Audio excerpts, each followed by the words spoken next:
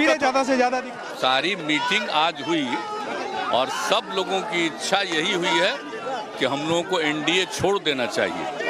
तो जैसे ही एनडीए छोड़ने का निर्णय सब लोगों की थी ही, तो हमने उसी को स्वीकार कर लिया और आकर के यहाँ जो एनडीए की सरकार में हम मुख्यमंत्री थे, हमने मुख्यमंत्री पद से इस्तीफा सौंप दिया। बस यही। क्या परेशानी थी नीतीश? अब तो बहुत सारी चीजें हुई है, हमारे लोग बता देंगे। आप बताइए कि नहीं नीतीश जी क्या दिक्कत हुई? तो साकेत लगातार हमारे साथ बने हुए हैं। साकेत, देखिए यहाँ पर भारतीय जनता पार्टी अब तक तो वेट एंड वॉच की स्थिति में थी, लेकिन क्या बीजेपी की तरफ से भी पत्ते खोले जाएंगे? क्योंकि गठबंधन टूट चुका है, साथ छूट चुका है। ऐसे में अगली रणनीति बीजेपी की तरफ से क्या हो सकती है साकेत?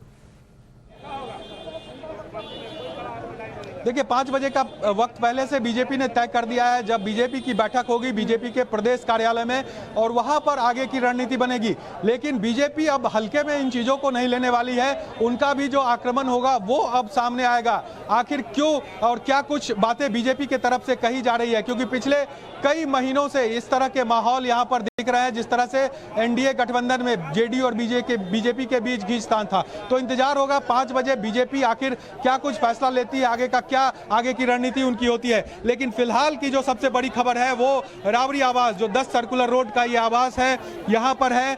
यहाँ से नीतीश कुमार यहाँ पर पहुंचे अपना इस्तीफा देने के बाद। उनके साथ ललन सिंह थे, ये भी बताया जा रहा है। और नीतीश कुमार यहाँ पर अब महागठबंधन के नेताओं के साथ मुलाकात कर रहे हैं। ये बड़ी खबर हम अपने दर्शकों को दे रहे हैं। आप देखिए बाहर किस तरह से गहमा गहमी अभी यहाँ पर मौजूद है। बड़ी संख्या में कार्यकर्ता राबड़ी आवास पहुंचे हैं कि आने वाले जो 3 साल है, 2 साल तो एनडीए के सरकार में गुजार लिया आपने, लेकिन अब जो महागठबंधन की सरकार बनेगी उसमें नीतीश के लिए चुनौतियां ज्यादा रहेंगी, क्योंकि दबदबा तो तेजस्वी का ही देखने को मिलेगा।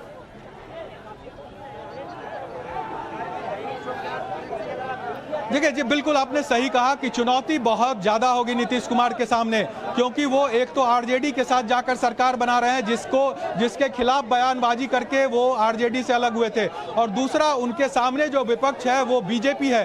और बीजेपी विपक्ष में किस तरह से मोर्चा संभालती है ये किसी से छिपा हुआ नहीं है, क्योंकि बिहार में पहले से ही लॉ एंड ऑर्डर पर कई सवाल उठे हुए हैं। शराबबंदी बिहार में फेल है, इसको लेकर कई सवाल उठे हुए हैं। तमाम चीजें ऐसे हैं, बेरोजगारी है, तमाम ऐसी चीजें हैं जो कि उसको लेकर सरकार को निशाना बनाया जाता है। ऐसे में अब बीजेपी के पास बैठे बिठाए ऐसे बड़े मुद्दे सामने आएंगे जिसे लेकर वो आराम से जेडीयू को और महागठबंधन को घेर सकती है।